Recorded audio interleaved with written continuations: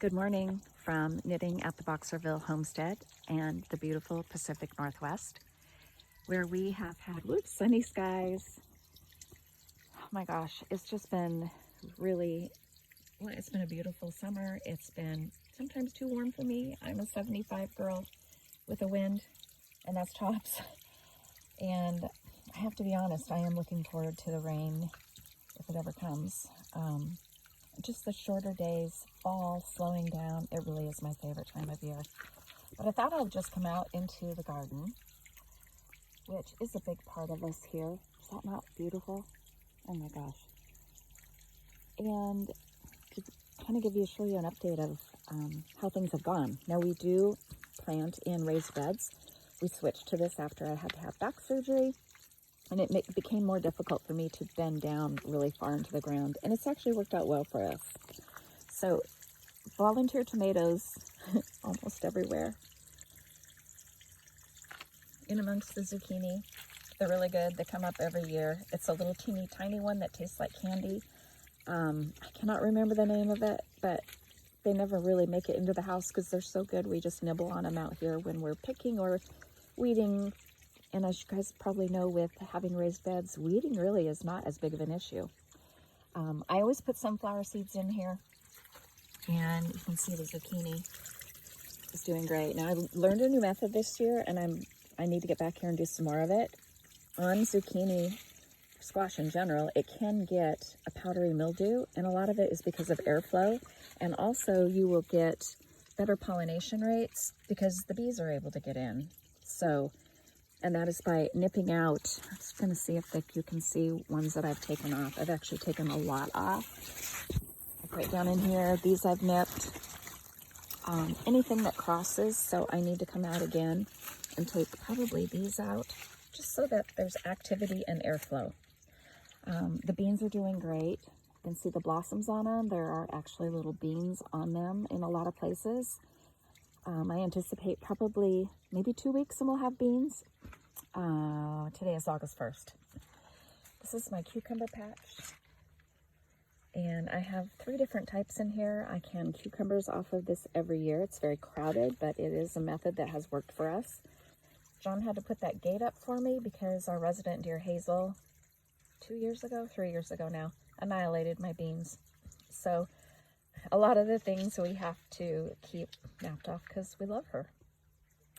Tomatillas are doing fabulous. My little onions, I did do a thing when I was planting in there. That's how big they are now. Tomatoes, craziness. Up there is chives and parsley. And the lanyard, our 5th wheel that we take camping. And let's see. Over here, so this was peas. We finished the peas off. I transplanted a couple of zucchini, another volunteer tomato. These are the tiny little onions that I've talked about. This is the 2nd planting. This is the 3rd planting. I lied. This is the 3rd planting of them. I start my green onions in a little 4x4 pot. The whole packet of seeds. Cover it with saran wrap. Keep it moist. It actually keeps it very moist just by doing that. When it gets to be, they're like about this long. Well, you see, hairs like that. It's just like hundreds, it looks like, of little hairs. I just take them out, dump them down. They're actually not as fragile as they appear. And then I plant them, and we have green onions throughout the season. I do probably 4 or 5 if I can get it in consecutive ones. And we always have fresh green onions. The beets have been amazing. Carrots are super good this year.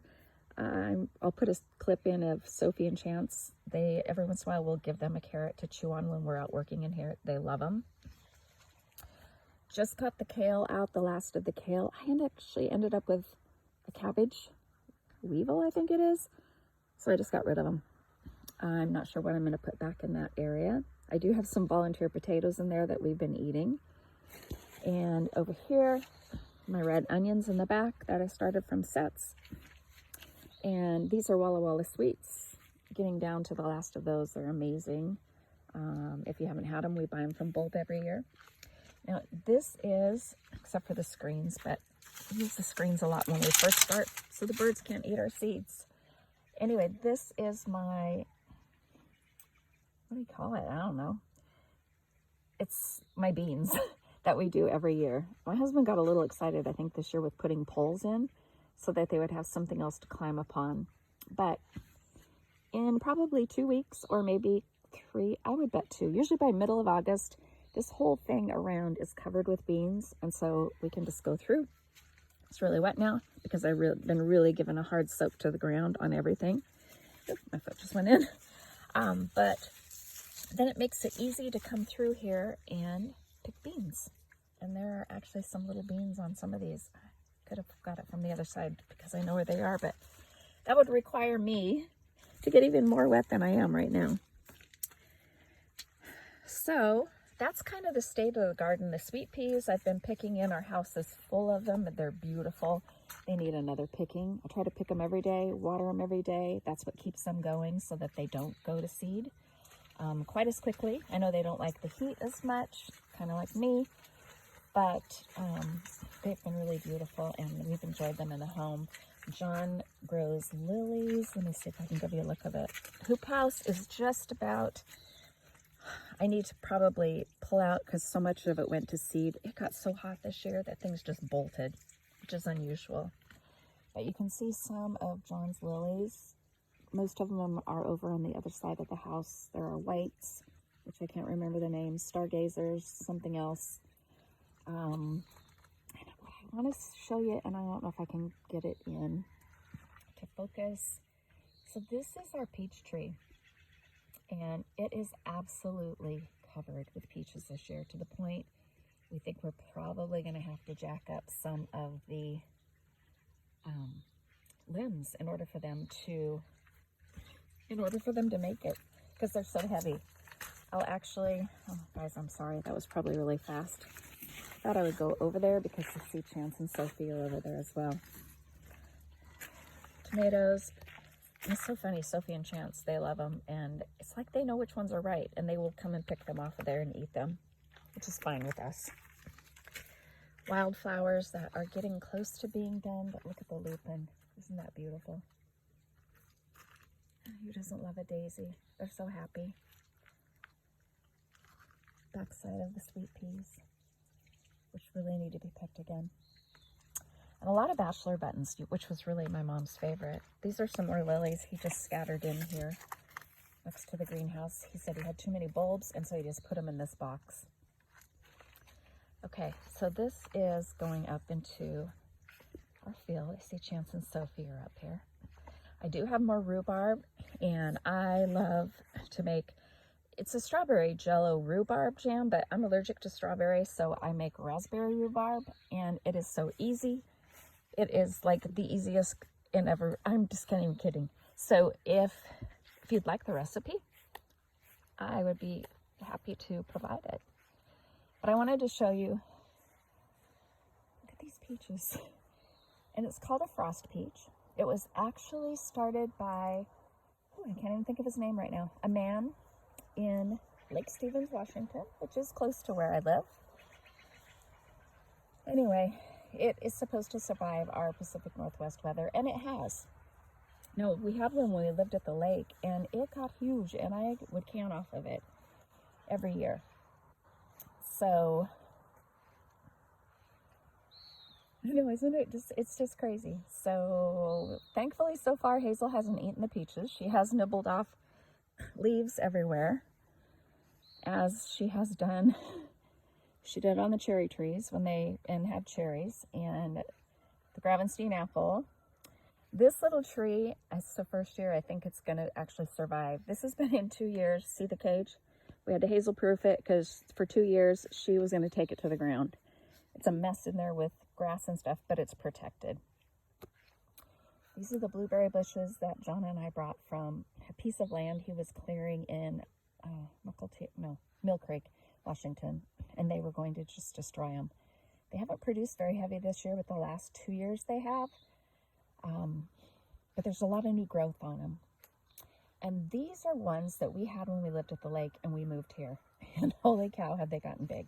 Now they're also not as loaded this year as normal, but we will get some. Hazel will get some. Hazel has a baby. I don't know if I told you guys. And they'll be enough for us. We are big fruit and vegetable eaters. So anyway, these are the ones that we brought. There's another apple tree that John brought from property that he was clearing down south that Hazel has really nibbled on. And there's my baby boy. Hi, Chance. And up into the field. We're fortunate here. I think I've taken you guys on a few walks. And we really feel like we're blessed to live where we live. The creek's right behind us. And yeah, it's a beautiful day. But I just wanted to come on, say hello. I plan on doing a podcast today. I don't plan on editing this at all. I just plan on putting it up. There's really no knitting in it. I'm trying to think if I have any knitting on. I do not. But anyway, just wanted to do a short hello. I hope everyone's doing well. We've been so busy with camping and gardening and, life. We've been to a couple of wineries and listened to bands that were fabulous. Eden is one of our favorites, and we saw them last Friday night at Bertelson's. And the wine, I didn't have wine. I had a glass of cider. It was amazing, and I usually don't like cider. John doesn't really drink. He had water. But it was a great night, and the band was amazing, and we were outside, and the weather was perfect, and, it was just, what a blessing. What a blessing to be at this point in our life.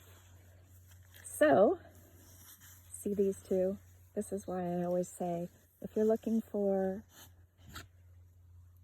a four-legged friend to join your home, adopt, don't shop.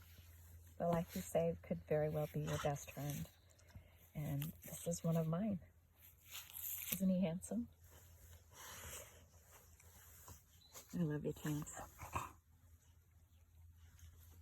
Yeah, I do. You're such a good boy. And Sophia. She won't look at the camera.